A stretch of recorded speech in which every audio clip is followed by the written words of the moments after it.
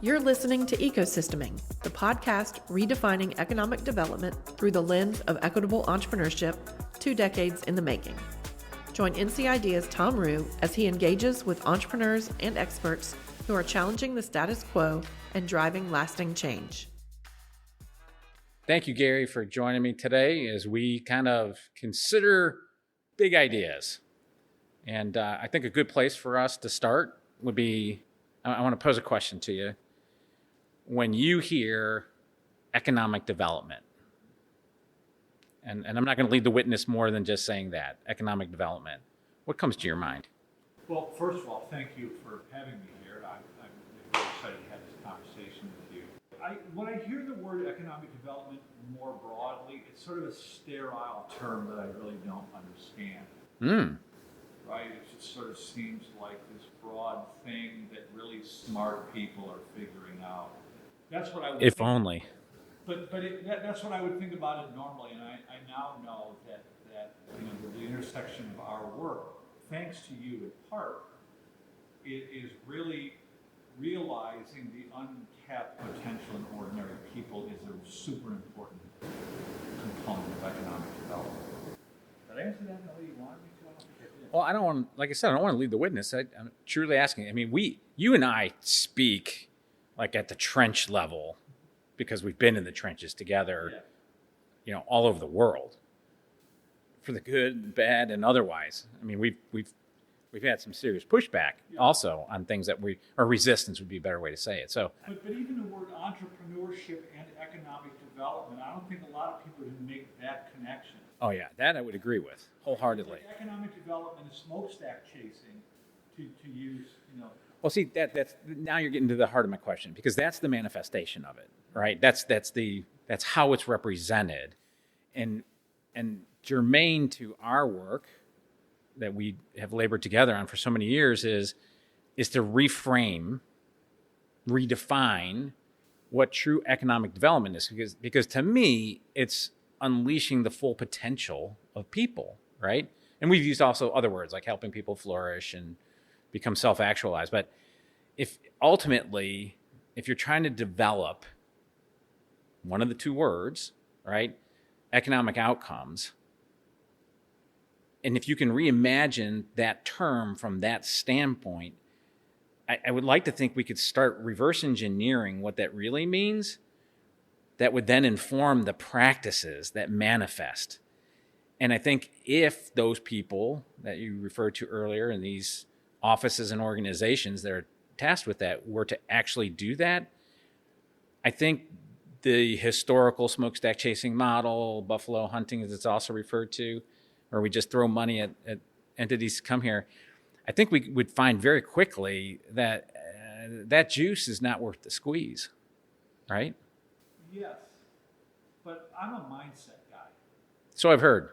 So, what are the underlying assumptions that are driving that whole behavior? And I'm going to answer my question here. Please start answering the question.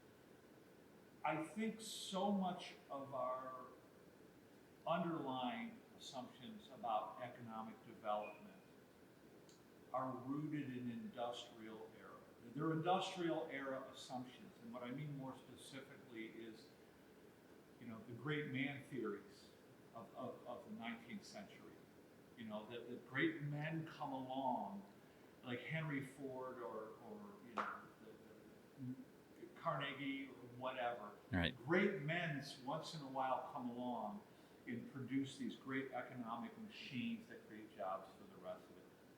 I'm sorry to nerd out on it, but it's called the great man theory. Yeah. Right?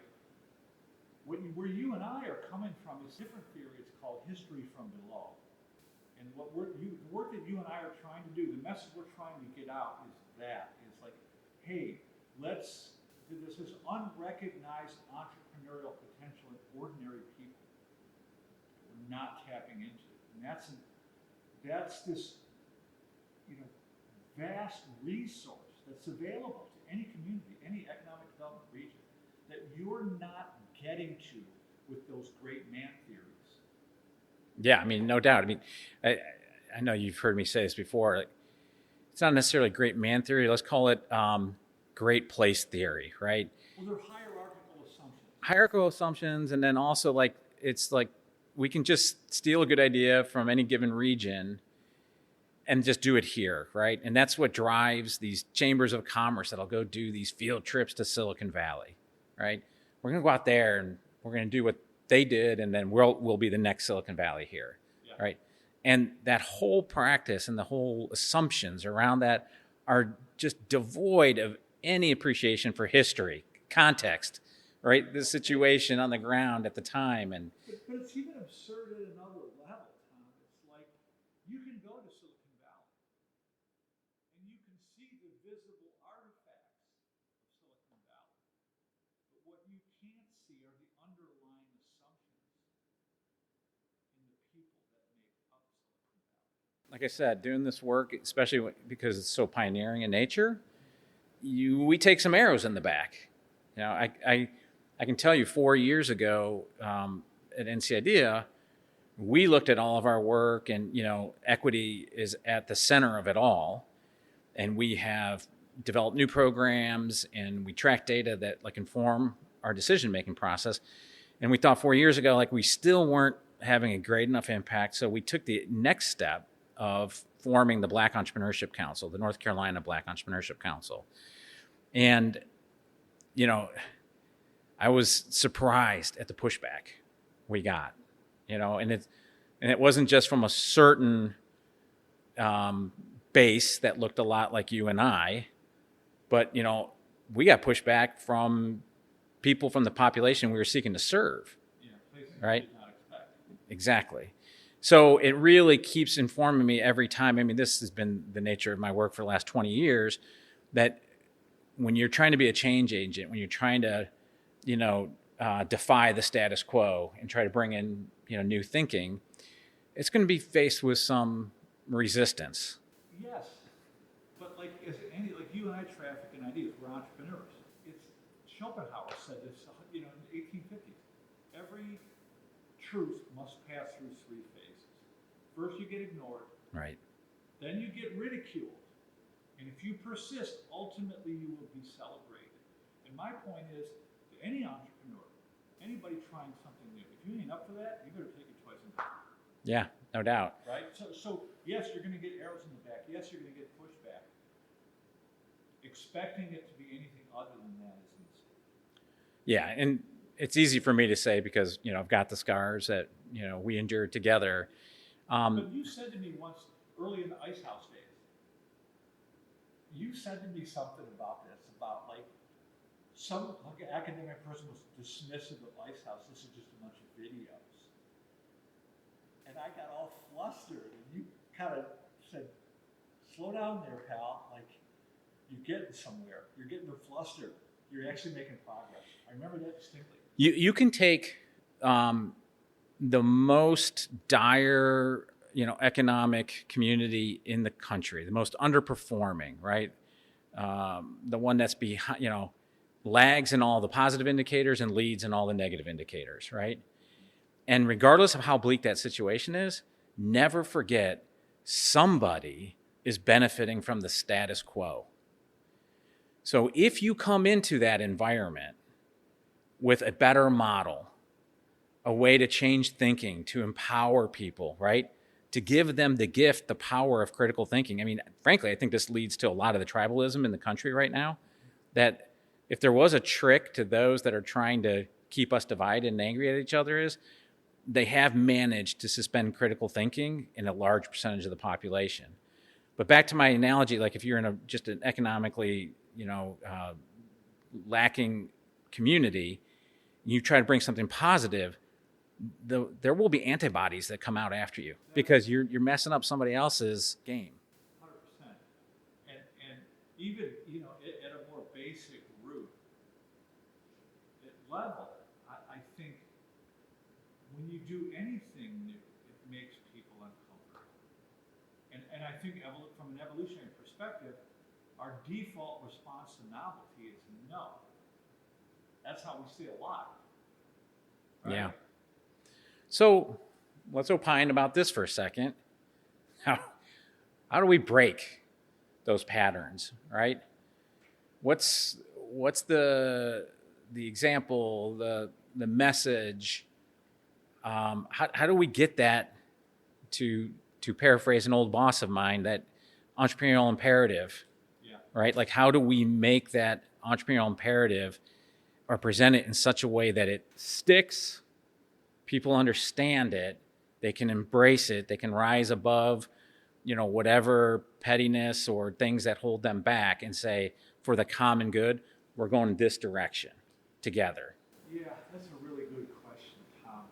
I think one way to think about that is through a sociological lens, like Everett Rogers' adoption curve. Mm-hmm. So we're the innovators, Tom and Gary, we're the innovators out there with new stuff. And I don't know the numbers exactly, but what Rogers would say is we're like 2.5% of the population. And there's 13.5% of early adopters. We'll look for them. It's a small, we're trying to bring about new ideas, expecting everyone to buy in, is a mistake. This is a lesson for any entrepreneur. Find that little 12, 13, 14% of people, the early adopters, work with them, help them succeed, and they will communicate to the early majority. And one of the Rogers' points is so poignant for entrepreneurs to understand, is that you and I are the introductory agents. The early adopters become the activating agent that convinces their neighbors. Yeah, that makes complete sense. And that's how to think about pushing new ideas. Let me keep going with this. I'm right there with you, but let's complicate the topic just a bit. Yeah. And I'm going to throw out the C word, culture. Okay? And where I'm going with this is, I remember our time back in the Ice House days when we were rolling out. The Ice House days are still here. Sorry, forgive me. As a matter of fact, it is the foundational program of our mindset programming at NC. I did. I stand humbly corrected, and you are right. But to that point, right, we were in the Mississippi Delta, and we were rolling this out, in a part. Now, mind you, I've preached the gospel of Ice House and entrepreneurship in places like Bangladesh. So poverty is relative, okay, because places like that in Guatemala where we were, that kind of resets. Yeah. But still in the U.S., right, the Delta and all the economic indicators being along the Mississippi Delta, lifespan, I think of African-American males there is almost 10 years, less than the national average. Yeah. So if there was a place that could benefit from this thinking, this entrepreneurial thinking, mindset thinking, we went there. We were doing our thing, facilitator training, trying to get students activated, and then we saw it hit, head on, this cultural resistance, because we were empowering youth and young adults with new language that was foreign, different, and to, the older generations in that community actually scary, right, or hostile, and so we saw the enthusiasm fall off the cliff. Everybody walks out of a training on clouds, right? And whether it's facilitator training or a student going through the Ice House program, I think the one of the hardest things we still grapple with, because we're still in the Ice House days, Gary, I don't know why you think otherwise, is how do we keep that energy activated, right? After they walk out. What happens a week after, a month after? And if culturally you face consequences, or I'll say it less severe, you're not encouraged, right? There's a problem with that, versus what we saw in Puerto Rico, when they were bringing multi-generations into the training, right? Yep. And that culture was we are multi-generational cultures. One household can have 3, sometimes 4 generations under one roof. Yep. And so if we all understand this language, then we can all be part of the solution. Yeah, that's a big question you're asking. Yeah, I know. Right. And what I said in my book, in the Entrepreneurial Mindset Advantage, is school is probably the biggest lever we can pull to change that direction. I think of mindset is to a person what culture is to a group. Say more about that. So it took me a long time to figure this out, Tom. When I started to write the Entrepreneurial Mindset Advantage, I was looking for a clinical definition of mindset, and I really couldn't find anything to hang my hat on. And sort of the term's used very often, but in ways that are just sort of mysterious. Fuzzy. Fuzzy, thank you. Yep.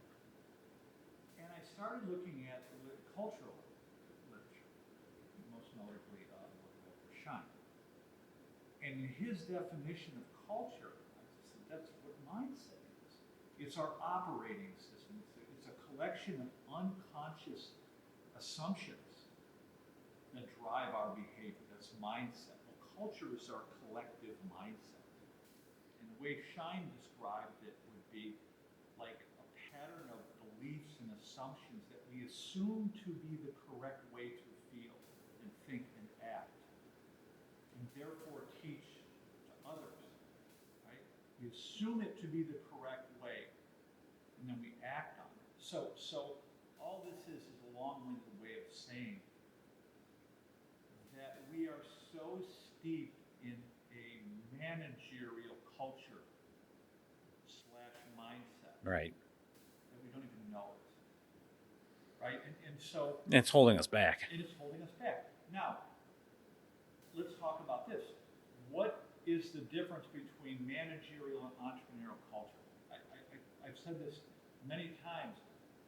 The entrepreneurial mindset only seems enigmatic or mysterious to a person to the extent that that person is immersed in managerial culture. It's only from the managerial lens that an entrepreneur looks like a freak of nature.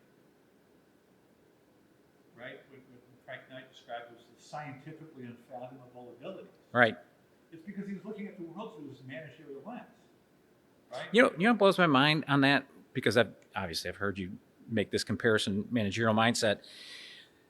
But I'm going to add something else I've heard you say about the entrepreneurial mindset, and that is to be useful to your fellow human beings, right? Being entrepreneurial is being useful, bringing something of use and value to others. And if the managerial mindset was more intuitive or more insightful, they would recognize that if you unleash that entrepreneurial mindset within my organization that I'm charged with managing, I'd be the beneficiary of it, right? Well, that's where I was trying to get to, Tom. It's like, so let's talk about, mindset / culture. It's really these level 3 underlying assumptions, taken for granted beliefs, deeply held beliefs that produce the outcomes, right? So what are these level 3 values and assumptions of a managerial mindset?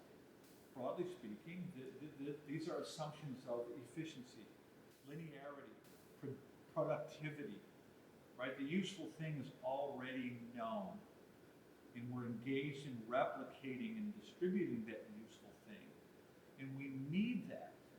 But those managerial assumptions tend to be intolerant of exploration and experimentation. That's the problem.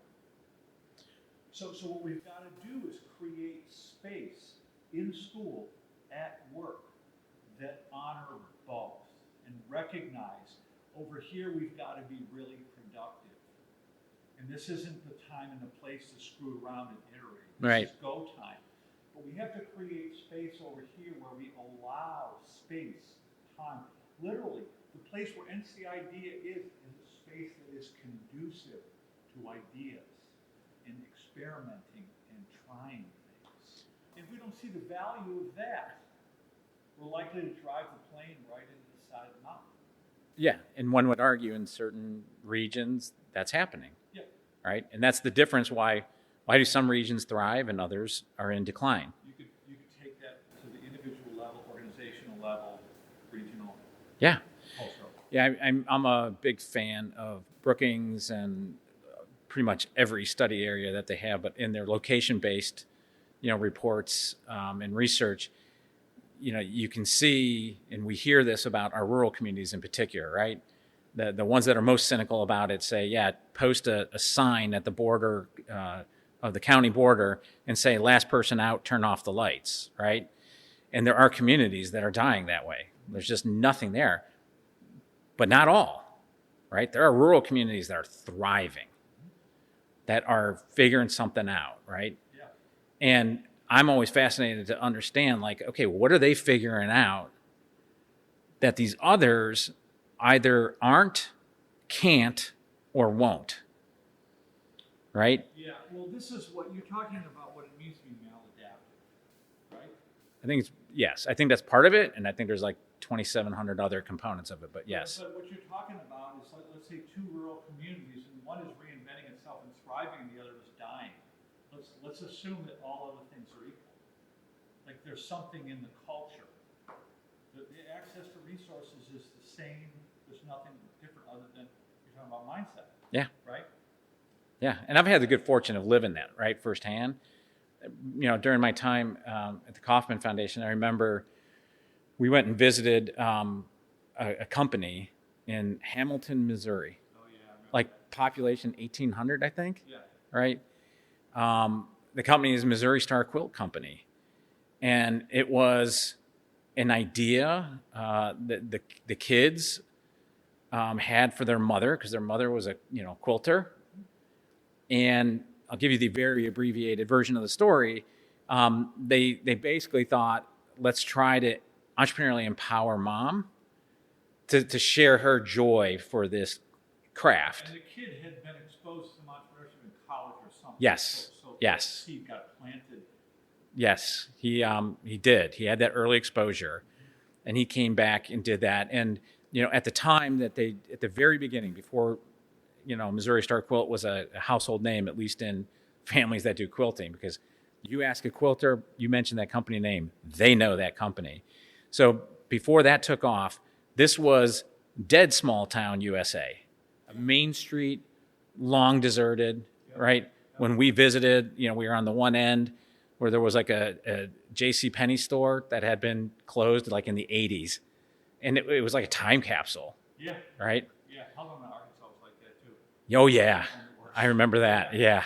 Yeah. Yeah, that was rough. It was a sporting goods store, right? That still had like a varsity Letterman jacket in the front window, but the ceiling inside was collapsing, Yeah. right? Figuratively and literally. Yeah. I mean, Side note, like I always think when we've seen those kind of places, like it could be a set for a horror movie. yeah. Because it's just the despair that it conveys and the neglect and whatnot. But fast forward to the present, right? What started with this idea and charisma, but not like an invention. There was no patent. Their innovation was their mindset. Their innovation was their aspiration, their audacity to say, we're going to try, right? And today, the entire Main Street is rebuilt. They have multiple storefronts. They have, Spurned off other bed and businesses, breakfast, restaurants. everything's spin off, right? I'll bring it to more at scale. Like right now, the big infrastructure act that we're in, I think, year 2 or 3 on, billions and billions of dollars are going to be going into rebuilding, bridges and roads and sewer and water. That too is catalyzing a tremendous amount of entrepreneurial activity, right? Even the most mundane stuff, there's a man or a woman in her garage figuring out a better way, Yeah. and she's going to make a better life for her family. Well, to that point, Tom, we both read Amir Bidet's book, The Origin and Evolution of New Business. Sure did. One of the things he points out that's so poignant, we keep talking about the great men in history from below. And the reality of it is, and I'm going to use some of Bidet's language here, but he looked at a couple hundred Inc. 500 companies like Walmart, Waste Management, Hewlett Packard, Calvin Klein, Microsoft. And what he found is that these large established companies are typically founded by inexperienced, unfunded entrepreneurs who aren't inventing anything new. We only become aware of them when it's Bill Gates and it's, Apple, or it's this big thing.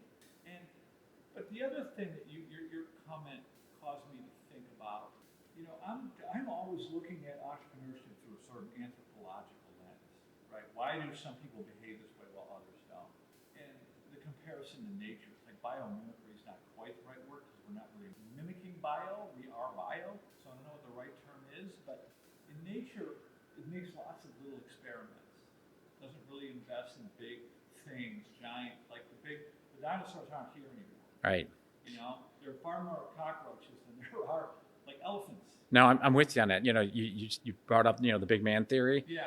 The other thing that pollutes this thinking is the big idea theory, right? Like I have to have that big idea. I have to have that. And where I've had the chance, in my previous work and our work here, one area where that is, like glaringly a problem is around tech transfer and university, entrepreneurship opportunities and commercialization, because so many focus on the big idea, right? We have a mutual friend that we love and adore. Like I went and did a speech at his university in the Southwest a few months ago. And like the highlight of the event was they paraded out, the professors who had patents issued on various technologies over the last X number of years. And it was like, yeah, boy, look at this. Patent.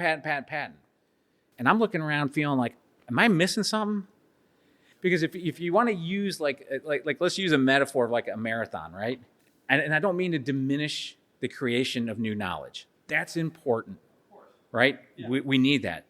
But that issuance of the patent, that's the starter's pistol. The race now begins, right? Because that great idea in the hands of no one. Be in the race yet. Exactly. It's something that has no value to anyone. Exactly. But these several hundred people in the room, this is great, right? Like, yay. And again, by the way, they keep score. Patent portfolios do have value. So I understand it's somewhat a coin of the realm. But it's meaningless if that patent does little more than the tombstone on the wall, discolor the wallpaper behind it.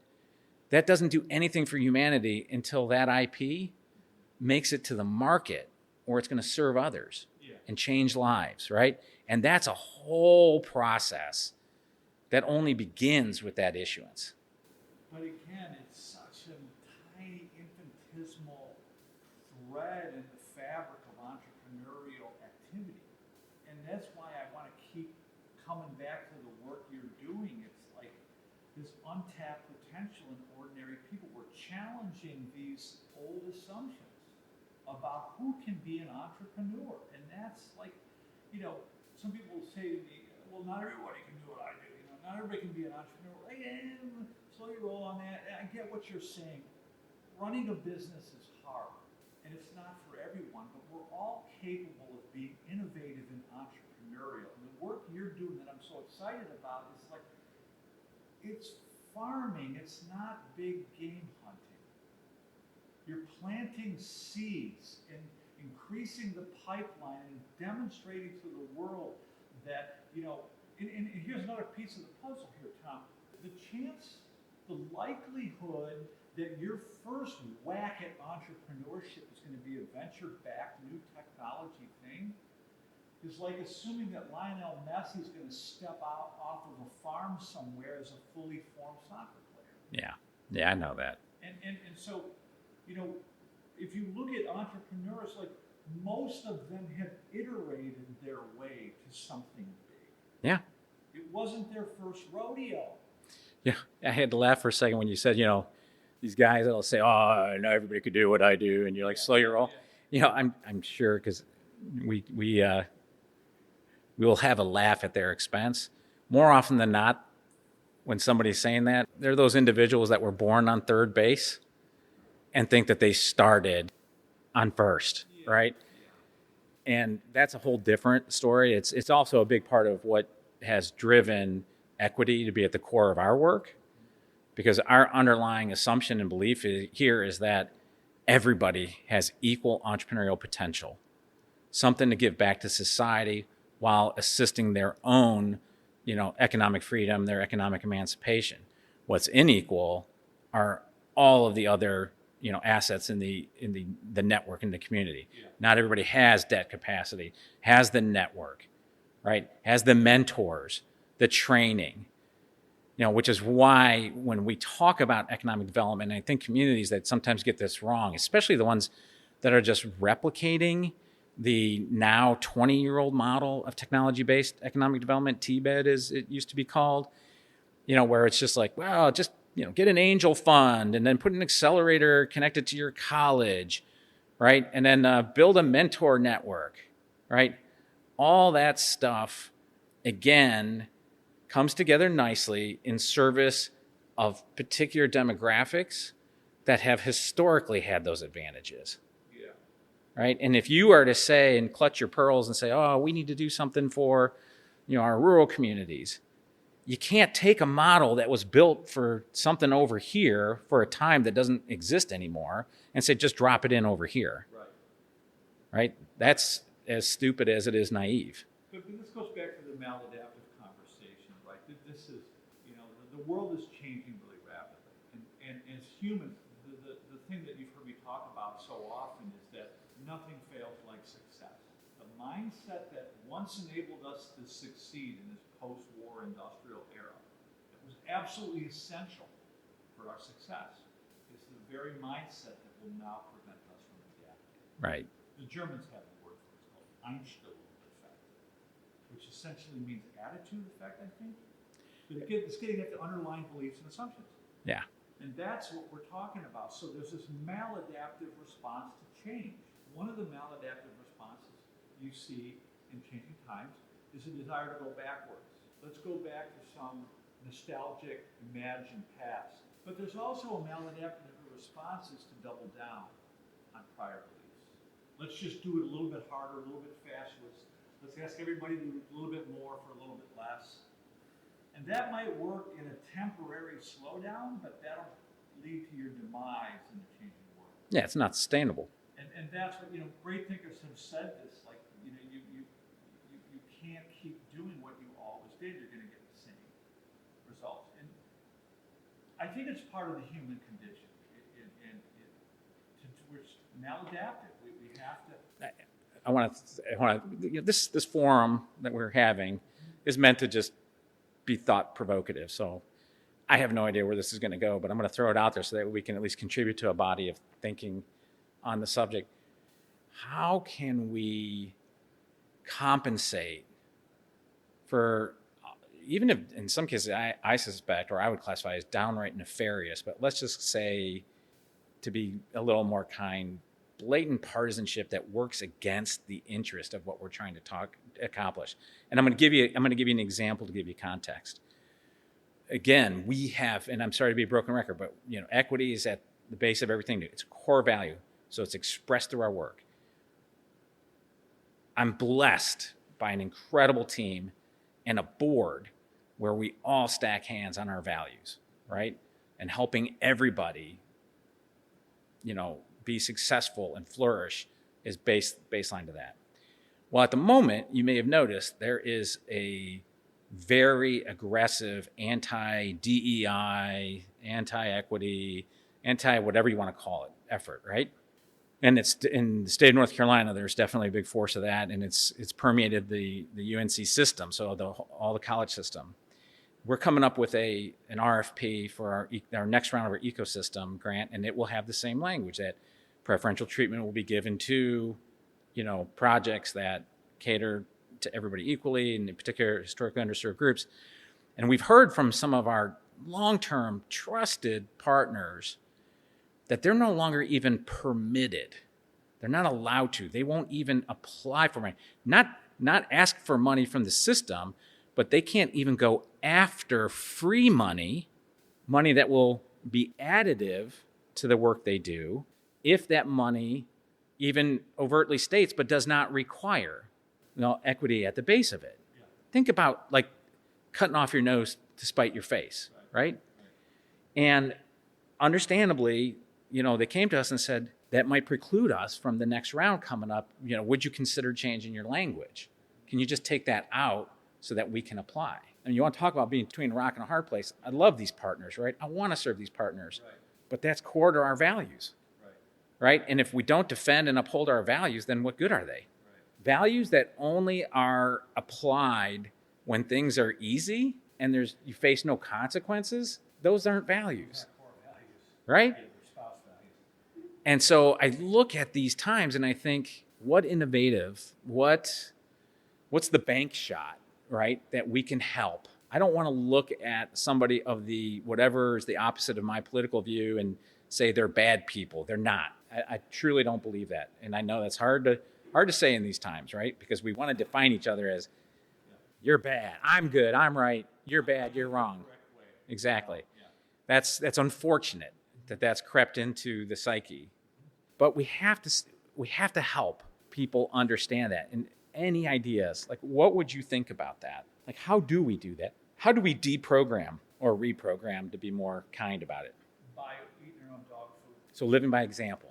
Living by example, and you know, to flip the conversation in a slightly different direction, I think the work that you and I are doing about empowering ordinary entrepreneurs, like unleashing the untapped entrepreneurial potential of people in places that have historically been overlooked or ignored, we're just changing the conversation.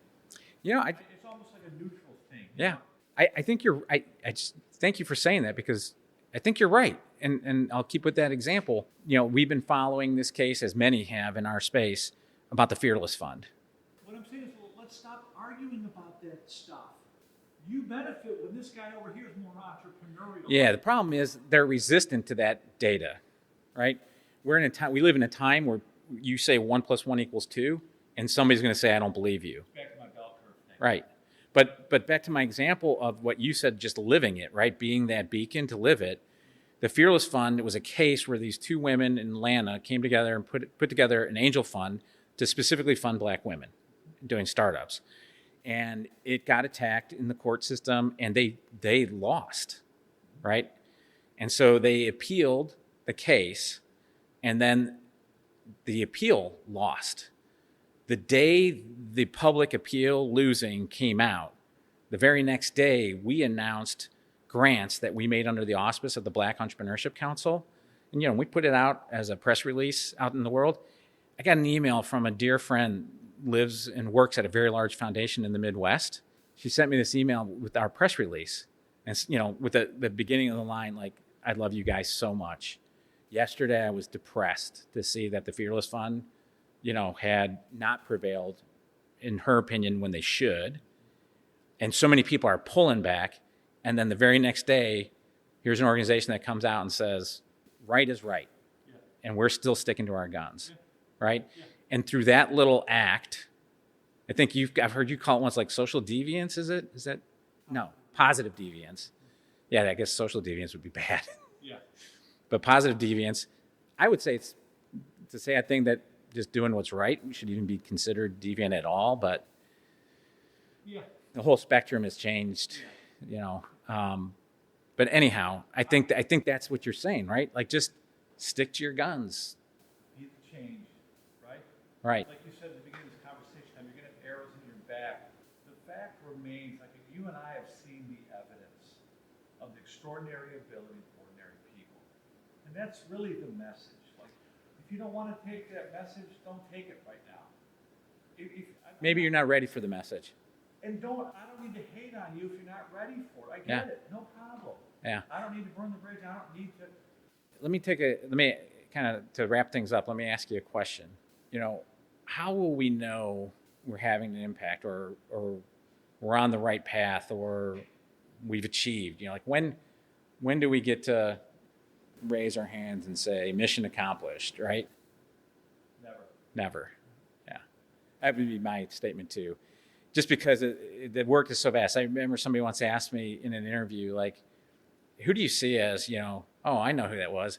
That was you in a podcast we did 3 years ago about, you know, competition. It might have been Nick, but it was this podcast the three of us did, right? Yeah. What do you think about, you know, who are your competitors? And I said, I don't, that word doesn't even apply to the work we do because the need is so great, right? Yeah, I remember the conversation. And if there were, we don't close. We could 5x our output tomorrow if we had a larger endowment.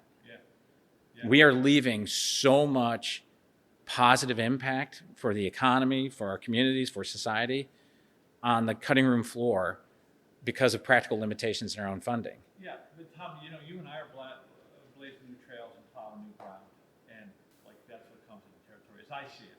Yeah. We have the responsibility of proving it with the early adopters. Yeah.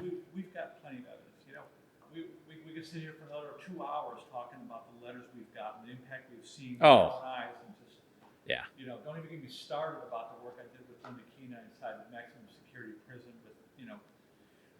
For another time. For another time. Let's leave it there, Yeah. but with a promise. Yeah. Let's keep fighting the good fight. Yeah, right on. Oh, Booyah. yeah. Thank you. Thanks everybody for tuning in. Stay connected with NC Idea on LinkedIn and Facebook, and subscribe to our newsletter for all the latest as we celebrate our 20th year. Catch new episodes of Ecosysteming every other Tuesday. Thanks for tuning in and being a part of this thing of ours.